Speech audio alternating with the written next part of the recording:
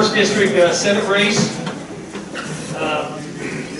The Senate race is here in the first of the top states of counties here in Kansas. And our first candidate to file, Craig Bowser. Craig and his wife Erin are from Jackson County, where they live east of Holton. Craig is a fifth-generation Kansan. He's graduated from Holton High School, earned his bachelor's degree from Emporia State, MBA from Washburn. He served in the U.S. Army for 24 years and some tours in Iraq. So, Craig, want to speak a little bit on your candidacy. Thank you, Ray. I want to just thank Ray and the Nemaha County Republican Committee for organizing this event. Can we give a quick round of applause for those folks? This is not an easy thing to organize. It's great. So thank you guys for hosting us this evening. I also want to thank my wife, Erin. She has just been, you know, when you're going to run for public office, you better have your spouse's support. And so, Erin, would you just wave your hand real quick so everybody can see you? Thank you. Yes, ma'am. I got to tell you a quick story and then I'll introduce myself. So, for those of you who are old enough to remember Bob's Steakhouse here in Seneca, that was my uncle. And boy, did I love to come up here and have some steak. When I was a young guy, like I could eat a lot of steak, and was always asking my mom if we could come visit Uncle Bob and Aunt Maureen. And Labor Day, my mom says, "Yep, we're going to go see Uncle Bob." And so, boy, I was really excited to have one of his great steaks. We came up and went over to his house, and I said, "Boy, Uncle Bob, I can't wait to have one of your steaks." And he says, "Would you like a hot dog or a hamburger?" He wasn't going to cook me a steak on his day off, but very fond memories here in Seneca. We've had family connections here in Nemaha County for a long time. So thank you. I'm Craig Bowser. I'm a candidate for State Senate District number 1. And when I tell people that, I typically get asked the same 3 questions. Question number 1, who am I? Question number 2, what are my qualifications for office? And question number 3, why am I running? So in about the next 5 minutes, I'll try to cover all 3 of those questions. So again, I grew up in Holton. Again, very familiar with this area. Played a lot of high school sports here in Sabetha, Seneca, Marysville, Hiawatha, all over this area. Went to, as Ray mentioned, went to Emporia State, got a bachelor's degree, went to Washburn, got an MBA. Then I moved out of state for about 25 years. I spent 24 of those years in the United States Army. And then in 2017, had an opportunity to move back here to Holton. My wife and I own a small farm just outside of Holton. We are both, my wife and I are both small business owners. And so that's really who I am. I am a combat veteran, a small farmer, a small business owner, and now a candidate for state senate. Question number 2, what are my qualifications for office? Well, I've actually got quite a few of them. In 2018, Governor Jeff Collier appointed me to one of our statewide commissions. I still serve on that statewide commission. That's been a great learning experience for me. A lot of good opportunities to meet some folks around the state. And in addition to that, for the last 4 years, I have been the vice chairman for the 1st Congressional District. So Jackson County used to be in the 2nd District. They put us in the 1st District. Congressman Tracy Mann is our congressman there in Jackson County, and I have had the pleasure of working with Congressman Mann in the Big First for the last 4 years. As the vice chair for that Big First District, I'm also on the GOP State Executive Committee. So I get an opportunity to meet the folks around the state and also oversee Chairman Mike Brown and his efforts as our state party chair. So good experience there. And then I mentioned my time in the Army. The last 15 years of my Army career, I was what the Army calls a civil affairs officer. And I received very specialized training in how to organize and run governments, and had an opportunity to practice that craft around the globe with many of our allied partners. Some of those allied partners were establishing democracy for the very first time. Some of those folks were looking for ways to improve their government operations, improve their government efficiencies, improve their government functions. So great experience there, almost at the strategic level, certainly the operational and tactical levels. And that experience will be able to apply very directly to the state senate job, very well qualified there. And then let me talk about why I'm running for state senate, and it may be the most important thing. He's getting a little excited. So our current state senator that represents this district, when he abandoned the Republican Party and abandoned his voters in 2022 so that he could run for governor, a lot of people don't know that he was stripped of his committee assignments in the state senate. The state senate president said, "You're no longer a Republican, I will give those committee assignments to a Republican." So for the last 2 years, we've had what does that mean for us? It means that we have had no voice in the state senate for the last 2 years. So we've got to fix that. I want to talk about, and I'll just briefly touch on the border. You've heard a lot about that tonight. I probably, maybe more than anybody, know the border because I actually used my GI Bill from the Army to get a doctorate degree. I'm actually a doctor about it. I have a PhD in strategic security, worked with the United States Army. I know what goes on at that border very, very well. The problem is we don't even know, as been mentioned, we don't even know who's coming across. I can tell you who's coming across. It's government agents, it's terrorists, it's drug runners, it's human traffickers. It's hardened criminals, and we have to have a border. I support the border wall. I support border security. Our governor actually vetoed about $16 million to send Kansas troops and support Texas in their border efforts. If I'm elected as your next state senator, I will support border security. The last thing I want to touch on here is inflation. Boy, we have inflation like we haven't seen since the Carter era in the late 70s, almost 50 years. A lot of people, politicians in particular, seem to be out of touch with Kansas families. There are a lot of Kansas families that are struggling to make ends meet. And I want to fix that, I want to help that. Our career politicians are in Topeka tonight, hopefully passing a tax bill that, they're trying to fix the mess that they've created. God bless them, I hope they get something passed because we desperately, as Kansas families, we need tax relief. They're going to pass something tonight. I can guarantee you there will be more work left to do. I don't think our property taxes are going to be where they need to be. I would love to go back to Topeka and fix that next year. We're going to win this election. I would be honored to have your vote. I would be honored to be your next state senator. I'll close just by saying we have a great website. I would encourage everybody to go check out our website, craigbowser.com. You can learn a little bit more about me and our campaign. Yep, that's probably about it. Thank you very much. We've got signs and flyers back here in the back. Any questions? I've got a question on, the governor is really big on Medicare expansion. What's your opinion of Medicare expansion? Yep, so Medicaid expansion. Medicaid. Yep. So I am opposed to Medicaid expansion. I want to make sure that our rural hospitals are successful. I will tell you, being part of the big first district, I see rural western Kansas a lot. It's very important that those healthcare facilities make it.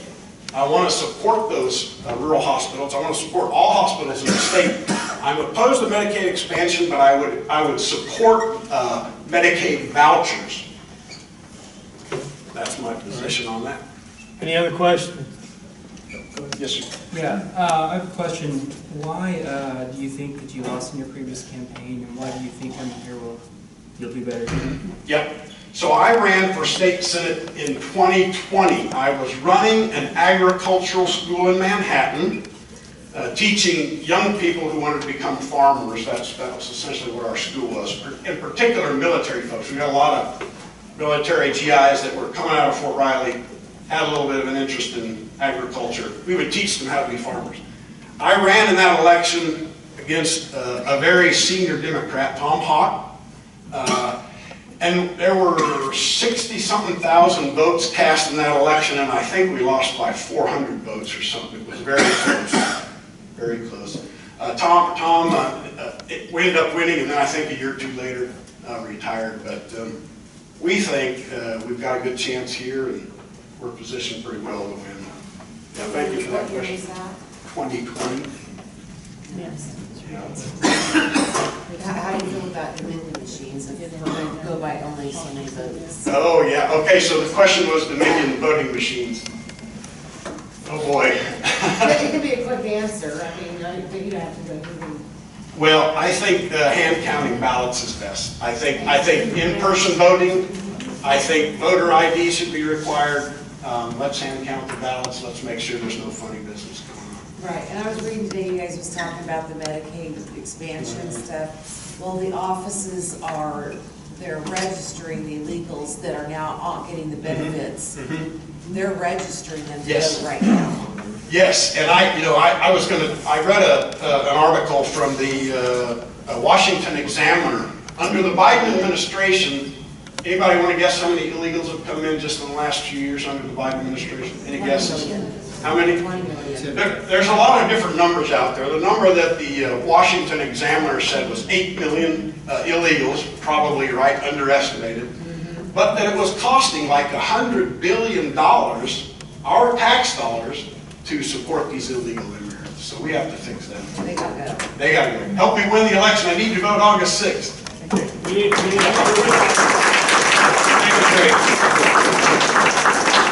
The next candidate, Dr. John Eplee. Dr. Eplee is a fourth-generation Kansan. He was, is Dr. Yes, okay, he's here.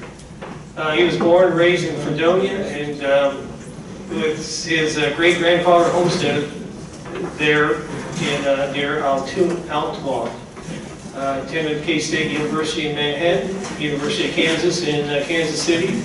Been a doctor in Atchison for a number of years, and is former member of the USD 409 school board. And of course, just let Dr. Eplee, let him go through the what he's done and what's going on in Topeka. Thanks a lot, Ray. I want to thank the Nemaha County Republican Organization for letting us have an opportunity to get to know us a little bit better. My name is John Eplee. I've lived in Ashton now for 44 years. I'm a family physician. Been doing that my whole time, and see a lot of familiar faces in the audience, both from the hospital, and I've also been in Seneca here the last couple of weeks with boots on the ground, getting to know some of you people and going door to door. We've been working pretty hard. I want you to know that Seneca holds a soft spot in my heart. I rotated here with a fellow named Norman Berkeley. We called him Storm and Norman. Most people know Storm and Norman. I remember I had a great incentive to get my notes done in time so I could slip next door to the pharmacy and get a soda. And that was a big motivation for me. But I learned a lot from Dr. Berkeley. And the biggest thing I learned is how to hunt coyotes. We'd go coyote hunting every opportunity he had, and it was pretty wild and pretty crazy. So that's where I developed even a keen awareness and fondness for the Second Amendment. So I just want you to know I learned a lot of that up here from one of your local family Dr. Graves. He was a great mentor and a great helper to me. Now this boot, why do I have a boot on? Okay, let's just clear the air of that. I broke my foot 2 weeks ago in a motor vehicle accident. I was on my way home from a KLA event. It was a great event. I had a great meal. And evidently I had such a great meal, I decided I'd go to bed a little bit early, so I fell asleep. And we're still running tests to figure that out, and I've still got people driving me around because Debbie won't let me drive yet. So we're going tomorrow to figure that out. I assure you, there was nothing else involved. I haven't drunk in 8 years, and I know the date I quit. It was in 2017, and I haven't drunk since. So there was no drugs or alcohol involved. It was just a simple motor vehicle accident. Thank God, and I do thank God, that the individuals I ran into didn't get hurt badly. And I think I'm here for a purpose, because I just munged up 2 toes to remind me that I'm here to serve you and for another purpose. And that's why I'm here tonight to talk to you a little bit. Now, I am boots on the ground. If there's an incumbent that's here tonight, it's me. I was in the special session today. We got done, and I'm pleased to report to you that we did pass tax reductions. I'm going to tell you, it was a mediocre bill at best, in my opinion. We could have done a lot better. We had 4 opportunities. We had 4 swings at the bat. And 3 times they were vetoed by a Democrat governor that was assisted and complicit with your current senator. Not only has he not been on committees, he's been working against all of you here in this room, and that's my opinion, and I'll stand by it. He's stood with the governor's veto time after time, and finally today he decided he would vote for today's mediocre bill. Now, instead of getting about $2 billion in tax relief over 3 years, we're going to get you about 1.2. The governor's very worried about overdoing it, going too far, and so we back down. And we basically, if you're familiar at all with Senate Bill 37, you're probably not, but basically we passed the last bill out of the station at our last session, again today with a few modifications. And so you don't get as much tax return as you were supposed to.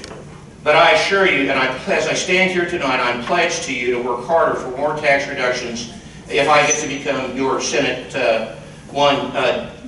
person. I want to tell you that the thing I hear over and over and over and over on the doorsteps is property tax relief. And that's what's wrong with this bill. This bill didn't do enough for property tax relief. I'm serious in that I think we need to look at some sort of method to put a restriction on appraised value. We had a bill to do that. It was actually passed in the Senate, came to the House, and it didn't grow any legs, and we didn't get to work it. But it was unfortunate we didn't get to do that. The second thing we passed today, this is sort of a little, I don't know, perk thing I hope you want to hear. There was a lot of talk and a lot of discussion and widespread lobbying about bringing the Chiefs and the Royals to Kansas. Have any of you seen or heard anything about that? Well, I'm here to stand before you tonight and I am in the House of Representatives. I represent District 63, which is Ashton and Donovan. I'm pleased to report to you that we passed that in both chambers. Okay, we passed that in both chambers by a wide majority, and I feel confident, well, better watch what I say. I'm reasonably confident that the governor's probably going to sign this. Now, will this be our best foot forward? This will be our absolutely best foot forward if we're ever going to lure a Major League franchise across the border. And it makes a lot of sense, and I heard a lot of compelling testimony about that, and I won't get bogged down in that. I'd be happy to talk to you about it tonight, you know, in the back of the room. A couple other things I really feel strongly about. I've been on the Health Committee. I'm Health Vice Chair. I passed a couple of bills this year that I thought were important, and we allow naloxone, which is the reversal drug for fentanyl, to be released to EMT organizations in the state, so they can give it to people over the counter all the time, and you can get it for free for your EMTs now when they're at carnivals, they're at functions, they're at football games, whatever. That was a big deal. Second big deal is no patient left alone when they're dying.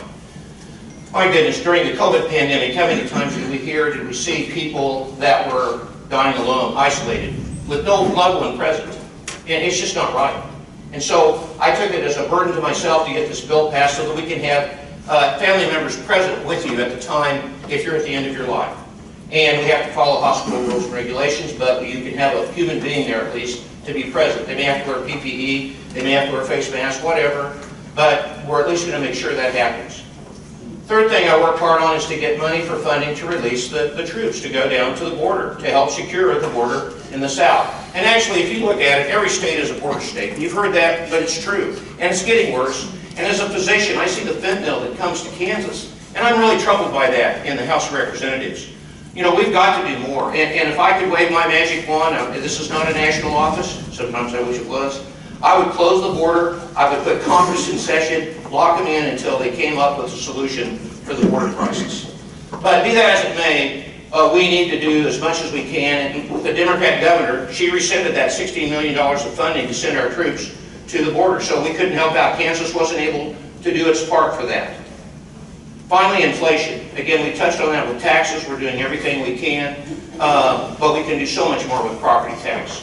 That's an agenda item that I've talked to several of my colleagues. We're going to work on it in the Senate. We're going to work on it in the House, and we're going to come up with a bill that's going to pass for more property tax relief. That's the biggest issue I see in the state right now going forward. I'm going to tell you, I'm a rural family doctor. I've done it for 44 years. I've seen people of all backgrounds, ideologies, and I want to tell you, I voted for Medicaid expansion twice, so if you want to hold that against me, go right ahead. But I feel strongly that Medicaid expansion was the right thing at that time. It's a federal match of 90%. Any other program that's a 90% match, we would jump on. It's in our GOP platform not to support Medicaid expansion, and I know that. This year, when it came to us, I did not vote for it because it's not the right time. We did do some other things for Medicaid that I want you to understand. We increased Medicaid reimbursement rates, and we provided for rural hospitals for stability. There's a new program out there for rural emergency hospitals. We passed it in Kansas. There's new funding. And I think we did a great job to at least try to stabilize rural emergency hospitals. How Medicaid expansion goes, I don't know. I think it'll be election cycle or two before we ever see it. We may be the last state to ever do Medicaid expansion, and that's okay with me. You know, that's all right.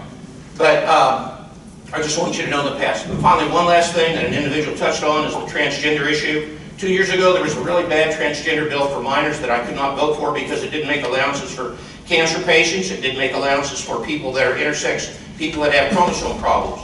We rewrote the bill this year. I got to help do that. We also had a phase-in period for people that are going through transgender, that are minors.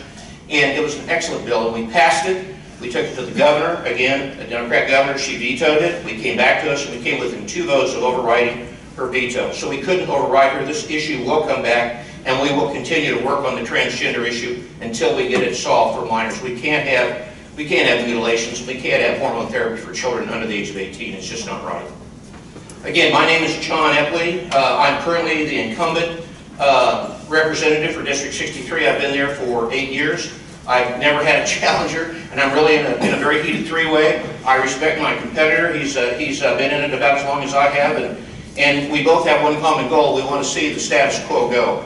And I would really appreciate your consideration. I've been on some of your doorsteps, and if you have any questions for me, I'll be there in the back of the room tonight. I have several things there that I want you to know about. There's my last newsletter is there. There's also the legislative research document is there from this session. It just got printed yesterday, so it's hot off the press. It's a blue and white thing. It's very, very good. They're free. Please take them.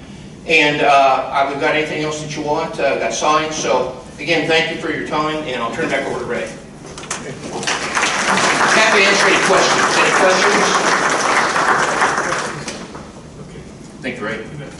Thank you, Dr. Eplee. Our next candidate, Senator Dennis Pyle. Jennifer, did you want to say any words?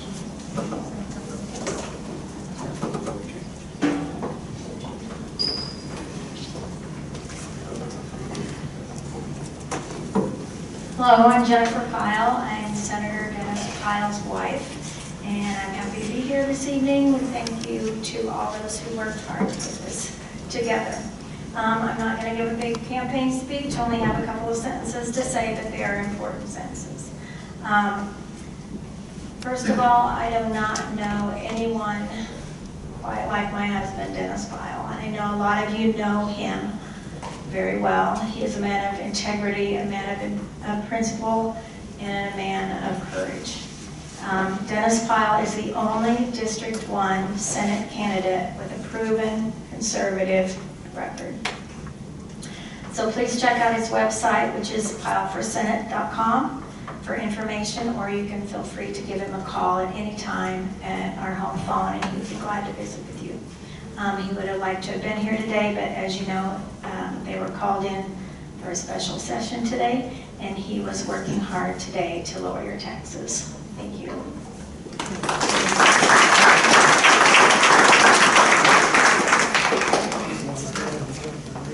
Okay, we want to keep things moving along here, and as we get into the 62nd district representative race, this district is currently held by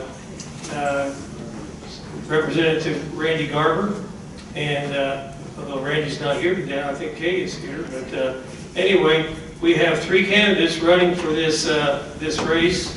The first candidate to file was Dort Goodman. Dort has been the vice chair for our Nemaha County Republican Party for probably over 14 years. I don't know, it's been a while. Dort and her husband Dennis farmed north of Sabetha, and she was in the insurance business for the last 20 years there in Sabetha. So Dort, I'm going to come up and speak on your behalf.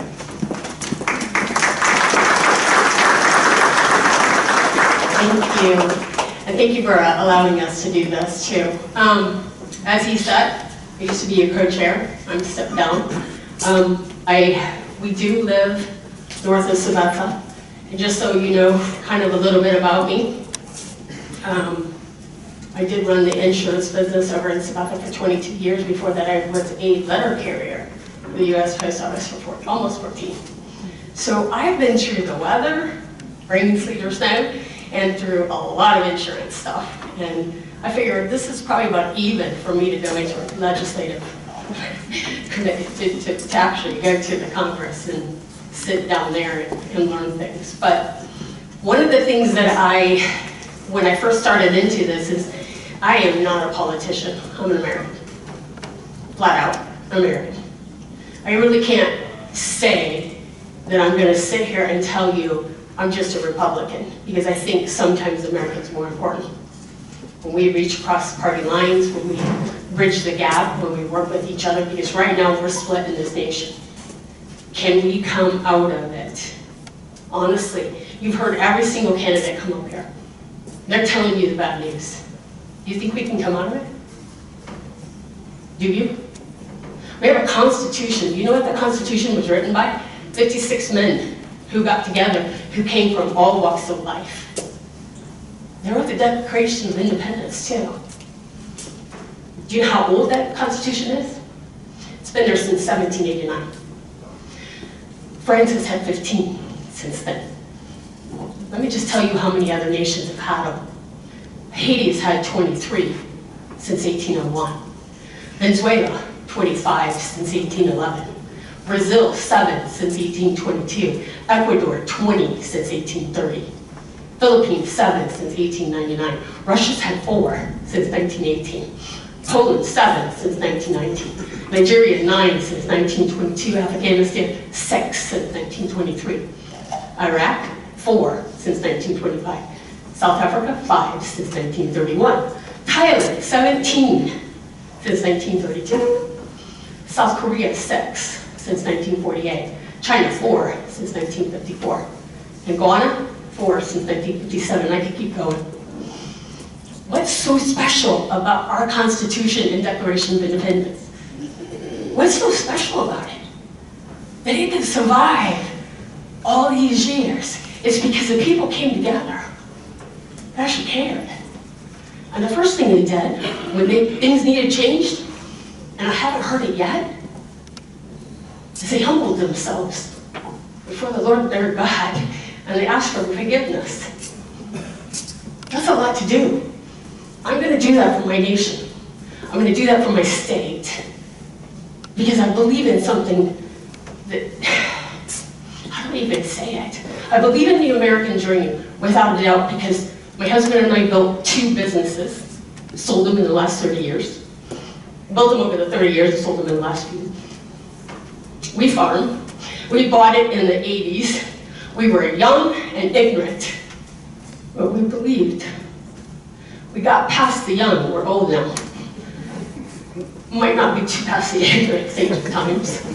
He'll admit that I'm that way, but he might not be. But we overcame the odds. We didn't do it because we called somebody else wrong. We did it out of hard work. You all sit in this room and you work your butts off to pay your bills, to serve your country, to serve your families. That's all we're supposed to do. We cannot solve every problem until we first look here. We start here. And the first thing we have to do is to believe it's possible to change our nation. I believe it's possible. Call me Caleb. I don't think the giants are too big. There are 3 pillars to the Constitution. They are the right to life.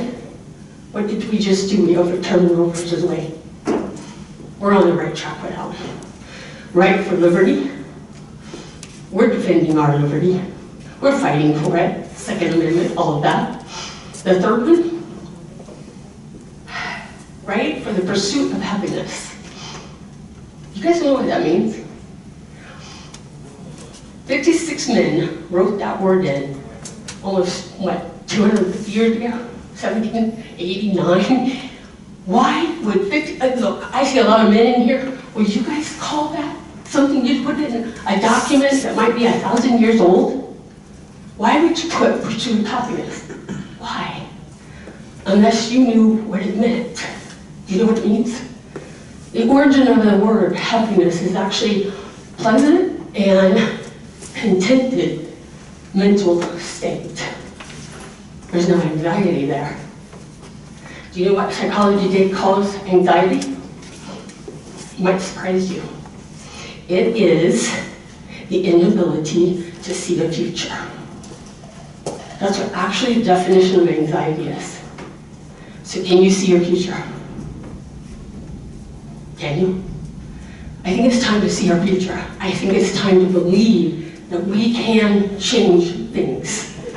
We can do things different. We can go down and represent each other wisely and hopefully and make a change.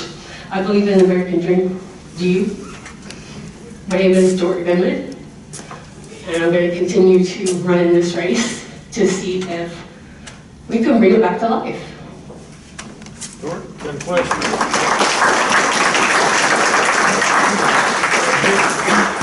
Campaigning throughout this area, what's the most important issues that people are wanting to get answered? School choice, I believe the money should follow the kid.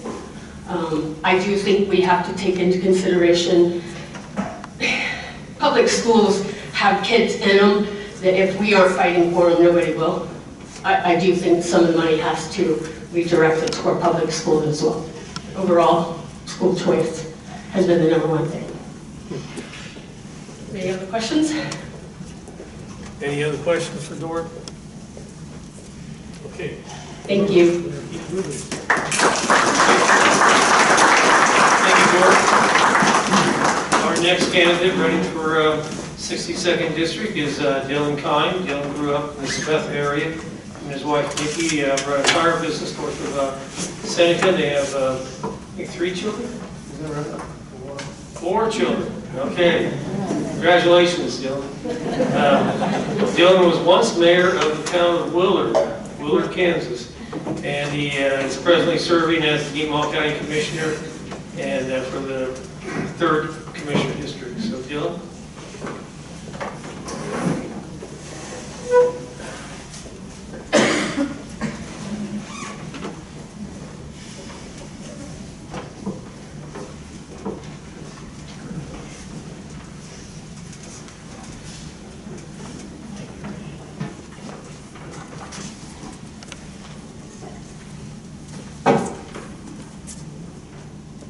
Try and be a little bit more prepared. So, I always kind of like to have a little bit of lightness in the room, and it's been pretty heavy, so stick with me. So last week I had an interesting experience that I'd like to share with you all. Governor Laura Kelly made a stop to Seneca to meet with the Nemaha County Democrats. It's not working. Did I shut it off? It's at the bottom.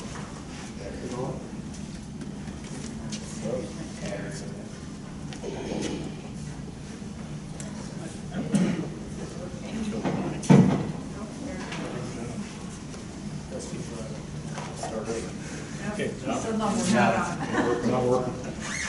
You bought it.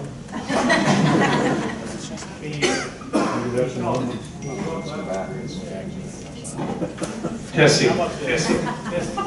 I'll come here. Come on. Let's go to this side of the room. Go back and project far enough for everybody here. So last week I had an interesting experience that I'd like to share with you all. Governor Laura Kelly made a stop in Seneca to meet with the Nemaha County Democrats. As the county commissioner for the district, I found myself in attendance. Now you can imagine the atmosphere was a bit charged with me being the server and the room full of Democrats. So as I walked into the room, I could feel the curiosity and perhaps a bit of skepticism directed towards me. After all, political gatherings sometimes can be contentious, especially when party lines are clearly drawn.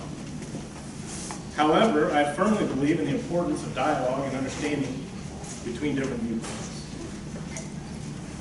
So I greeted everyone warmly and took my seat amongst them. Governor Kelly began discussing various state incentives and policies, highlighting achievements from her administration. That reminded me of a story. When you're my age, so old, you like to remember stories. So, the story I remember when I was sitting there was the story of the great Ronald Reagan. You know, there was a Kansan who was running for office as a Republican, and he was out in the rural area, and he saw a farm there, and decided to step in and do a little campaign. And he announced who he was to the farmer, who said, "Wait right there till I get mine." She's never seen a Republican before. So while he was gone getting mom, the candidate looked around for something to stand on as a platform. He thought he'd give them a little speech, and all he could find was a pile of that stuff Bess Truman took 35 years to get Harry to call manure. And there he was, ready to speak, and they came back. He gave them a little Republican pitch, and when he finished, the farmer said, "That's the first time I've had a Republican speech." And the candidate said, "That's the first time I've ever made a speech from a Democratic platform." So, ladies and gentlemen, if you all, okay, I'll take it on. Okay. So, ladies and gentlemen, thank you for joining me today. It is both my honor and privilege to stand before you as a candidate for the state representative, and I am grateful for the opportunity to share my story with you. My name is Keim, and at the heart of everything I do are my faith, my family, and my community. For the past 19 years, I've been blessed to be married to my wife, Nikki, whom I met and fell in love with during our high school years. We are proud parents of 4 wonderful children, right? And our journey together has been one of love, commitment, and shared values. I am the product of this community. Having graduated from Sabetha High School, my education continued with an associate's degree in diesel technology. And I went to that field because of my fascination with mechanics and machinery. 15 years ago, I took a leap of faith and started my own business. Starting from scratch was not easy, but with determination and hard work, we built a successful business that continues to serve this community today. And as a business owner, I understand the challenges and opportunities faced by small businesses firsthand.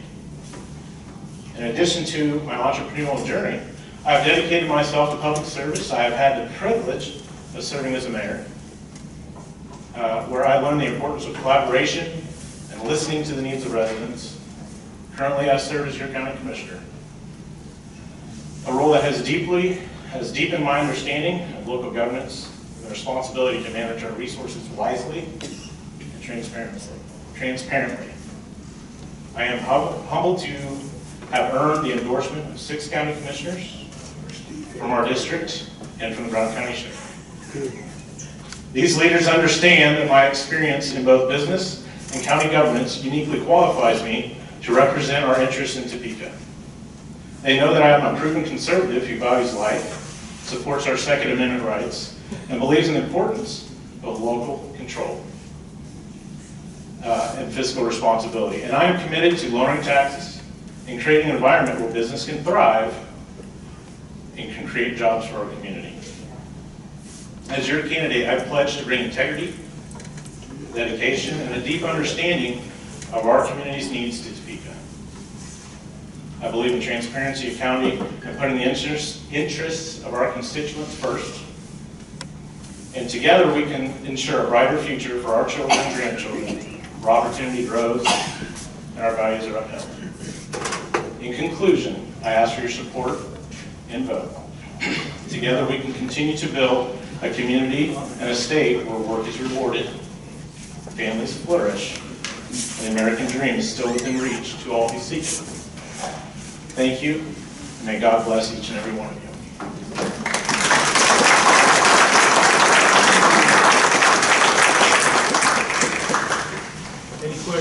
John? I guess I'm going to ask the same question I asked Dort. As you campaign throughout the area, what's the number one, number two, maybe number three issue that everybody's concerned about? I'd say first would be property tax reform. That's a big issue. You know, being as a county commissioner, we have to make decisions that aren't always the easiest. A lot of times you get people to go to the state that don't really understand how taxes work. That's kind of something unique that I have that they don't. Something to talk about, LABTR, right? Local ad valorem tax reduction, started in the 1930s. It was designed to help counties reduce the property tax. Okay? Property tax then was getting really high too. They had the Dust Bowl, they were dealing with problems just like we are today with our rapid inflation and valuations. Local ad valorem tax gave back a percentage of the state sales tax to the counties. And it was to go off of the budget, directly off the bottom line of the budget. If you look at Nemaha County's budget, I believe it's still there. 2023 is about 550,000 is what the calculation would have been. By the way, this is, I could almost say till tonight it was still a state law, they killed it. 2003, the state got hard up for money. So they decided they weren't going to fund it. That was the last time counties got funding for it. 2008 to 2011 is when the county sued the state and said, hey, this is a state statute, this is a state law, why are you not funding us? We need money, right? The state decided to turn around and make sure that the counties couldn't sue them for it. Roughly it's about $130 million. That's probably where some of Kelly's extra money is coming from. So it's important to have LABTR and these local issues be discussed at the State House. I work with, as a commissioner, it's not just doing taxes. We also lobby for our people and for our county for the needs of their state representatives. Worked with Dennis Pyle and worked with Randy Garber. Tremendous help with those two. Setting committees with me. We tried getting it done, it didn't get done. So they repealed it. So another thing you gotta understand, there's only a couple ways counties can collect money, okay? The big ones are sales tax and property tax. Counties can only do a 1% countywide sales tax. Out of that, we have to disperse it with the cities that get a percentage. By the time we get it back, we roughly get about 40% of that back because the rest of the cities get it. So we have a hospital tax, it's a 0.5% sales tax. They actually almost get about the same money back as the county does. So it kind of handcuffs the county of what we can do, and it almost forces us to where we have to put it on property tax. There needs to be ways, and probably more out-of-the-box ways, to allow counties to tax what their community needs. And that's where part of local control comes from. You need to allow the people in that district to be able to tax themselves differently. Because things that work for Nemaha County don't work for Johnson County. And so that's one issue we talk about. Medicaid, I mean, that's a big one. It's a hard question. I don't think you can really say it's an up or down unless you really look at it. I wouldn't support it. I like to look at more why is the problem coming. And, if you're going to take everybody from 19 to 64, throw them on Medicaid, I don't think that helps the problem, right? That might ease it for a little bit. The problem is once it gets funded, that dollar gets stretched. Once the dollar gets stretched so far, there's holes. So somebody's not getting taken care of as they should, and then all of a sudden you've got to be putting more money into it. That's not an easy fix. I think the problem is insurance cost. And he's giving me the time thing here, so I better go. Thank you very much. Any more questions, I'll be in the back. Thank you, Joe. Our last candidate is to file was Sean Willcott. Sean is from Jackson County. He's a resident. He put his hat in the race for the first time into politics. Sean and his wife, they have a brewery in Holton, and it's on the southwest corner of the hold it square. So, Sean, what's the reason why you're running for office? Thank you, I appreciate it, and I appreciate everybody coming out tonight. Wonderful facility and a wonderful turnout. So I'll try to keep this quick so I can open it up. I know very, very few people in the crowd, so I'll introduce myself real quickly, go through a quick story of why I'm running, what's making this. I'll hit on some core values that make who I am, and then I really want to leave time more for answering questions of specific things. So my name's Sean Willcott. My wife and I live in Holton. I was born and raised in Lansing in Leavenworth County on a small hobby farm. Grew up there, ended up going to K-State, got a mechanical engineering degree. From there I went into industry right away. I've acted as a machine designer. I was a project manager, engineering manager for different companies. Somewhere along that trek I worked for Anheuser-Busch out in St. Louis, and then I worked for the J.M. Smucker company down in Topeka. So projects range anywhere from couple tens of thousands of dollars. Largest one was $150 million out in St. Louis when I was out there. So large scale projects, large scale management. Why am I running? You know, the story, that was the question, what's my story? So my wife and I do own a small business, a microbrewery in Holton, the second location in Leavenworth. And this last year was actually my first dipping the toe into the water around the political scene. Never in my life have I ever thought of getting involved with politics, but in the microbrewery side, historically we've never been able to sell our own products directly to retailers. And what we had found through our experience over the last 3 years is that middleman has started manipulating some of the access to that, and not intentionally to harm us. It was just the industry was shifting.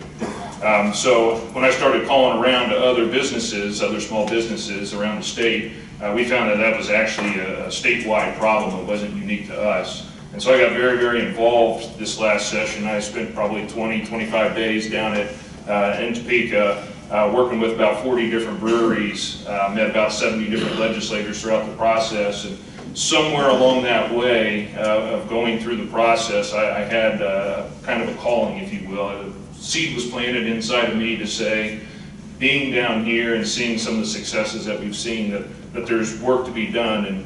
And yeah, I mean, that's really my inspiration behind it. So that aspect of things really made me start exploring. Started talking to some of the legislators that I have been engaging with. A lot of business owners that I know, I ended up engaging with them. I am religious, born and raised, so did a lot of praying about it, and I just felt this was the right time to do it. So that's kind of the 100-mile-an-hour story of why I'm running. And then what I want to do is kind of touch on some of the core values for me. Like I said, I'm very religious. I was born and raised Catholic in Leavenworth. We're still very practicing. And so my folks had 8 kids. I got 7 siblings. And so that fundamental principles helped me understand and develop a lot of my core. The right to life, abortion, and I'll hit the hot topics real quick. Like I said, I'm going to make it fast.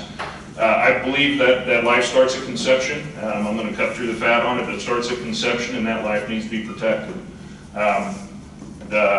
Some of the other topics that have been hot around here, some of the transgender aspects of things, I do believe strongly. A man's born a man, a woman's born a woman. That's the definition of that.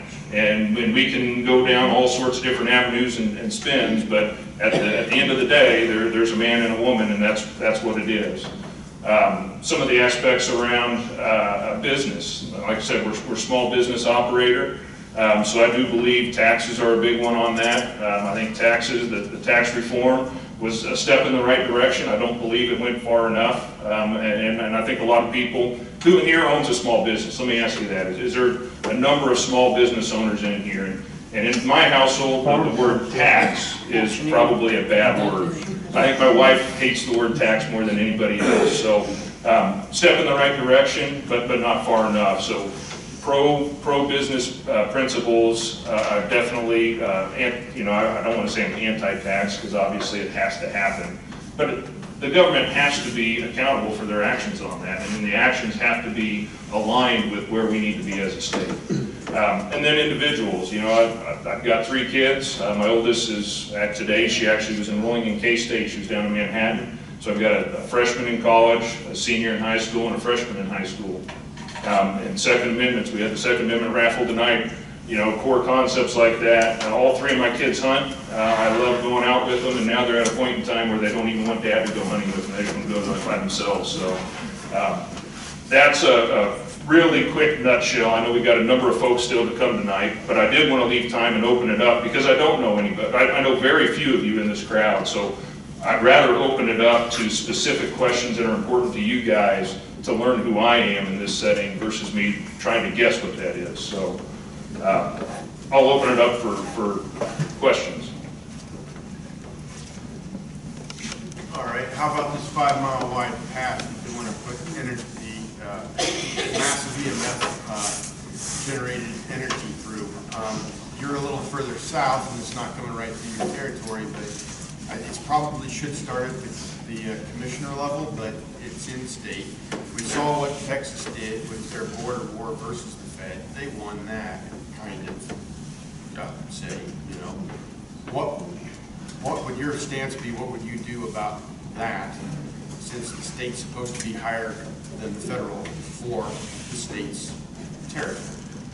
So the first step on that is most of us are property owners, and I think the rights as a property owner kick in. So I can't answer specifically to that topic because I don't know the details around that topic. So the first thing I would say is my core values around it are, it's my property, I should have the right to have what I want on my property. Now you have eminent domain and we have things for public service, so there are ways, and I think we all would agree somewhere along the ways those were done in the right fashion. What you had told me today, that the facts that you had spoken here, to me, are not facts that we can support. I mean, a 5-mile wide access with eminent domain taking over for why is that? 5 miles is a big area, so why would you need that, for one? And are the services required and needed? And if all that boils down to the core values of no, well then obviously, from what you've said, I'd say no, I do not support that in any way, shape, or form.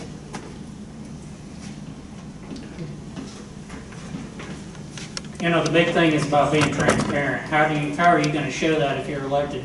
Your transparency of your campaign and you're elected and all that.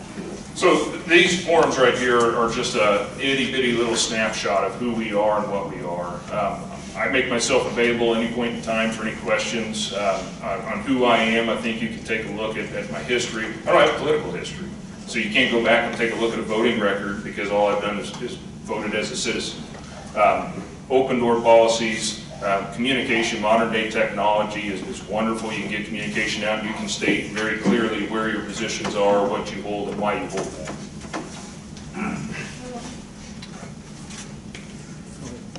You mentioned that you went to the State House to fight for your small business this year. What about that process surprised you and excited you? And what about that process gave you concern and made you feel that's your responsibility to say?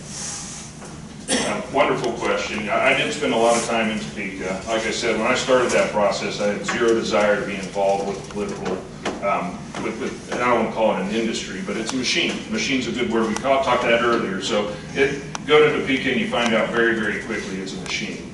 And so going down to that process, I truly believe that most people that step up and get elected and get involved in the political, I don't want to call it an industry, get involved with politics, they do it for the right reasons. I sincerely believe they're doing it because they want to make a difference and make an impact.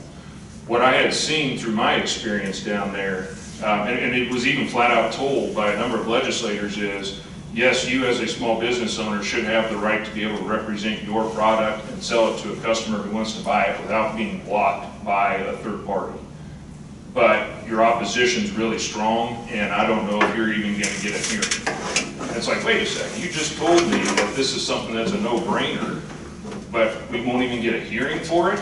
And we were fortunate enough, we actually were successful this year. There was enough involvement, and it was so much of a no-brainer. Actually, the opposition ended up coming to the table with a compromise. So some of the things around the apprehension for legislators to get involved when they know that it's the right thing was an eye-opening experience for me.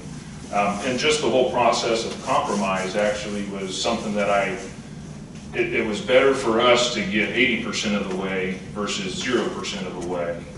You know, it's one of those things where you have core competency, you don't flex on some of the core competencies, but some of the others you have to only go 80% to get what you need, because that's better than nothing. So seeing that work through the channels and through the committees, all the way through the different floors, that actually was one of the core reasons of why I've chosen to run. Do you believe in term limits? Absolutely. Absolutely. In my opinion, politics and public service should not be a career at this time. All right, thank you, Sean.